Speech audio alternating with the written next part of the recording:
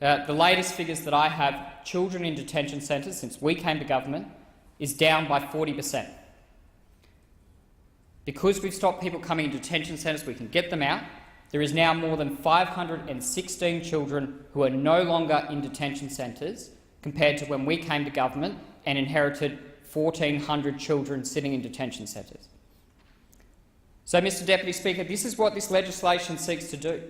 It seeks to resolve that legacy by reintroducing temporary protection visas, something we know that works, safe haven enterprise visas.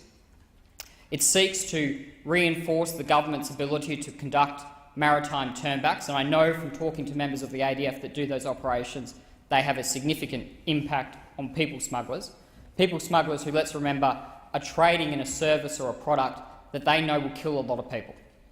I mean, what more of an evil trade can you have than somebody trading in a service that they know will kill a lot of people?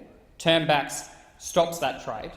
And particularly important in this legislation is the introduction of procedures that will speed up and streamline the arrangements to get people out of detention centres and to process them, to deal with that legacy of 30,000 people that we inherited from the Labor government.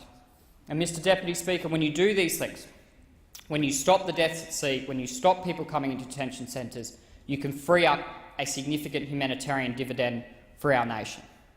We know already we're saving $2.5 billion on the measures that the government has already implemented, and we're getting children out of detention centres. And I would say that once we deal with this legacy and the caseload that these bills seek to address, as a nation we should use that humanitarian dividend to offer new opportunity to people who are facing persecution across the globe, and rather than them paying tens of thousands of dollars to risk their life, we should offer them safe haven and a new life here. And already we've seen the government do this, and I want to particularly again thank the Minister for Immigration and the Prime Minister and this government on doing that.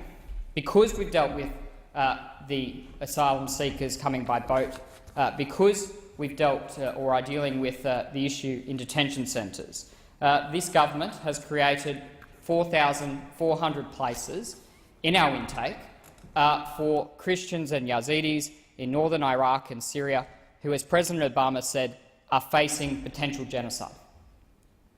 Now, we couldn't do that if we didn't implement the measures that we're talking about in this bill.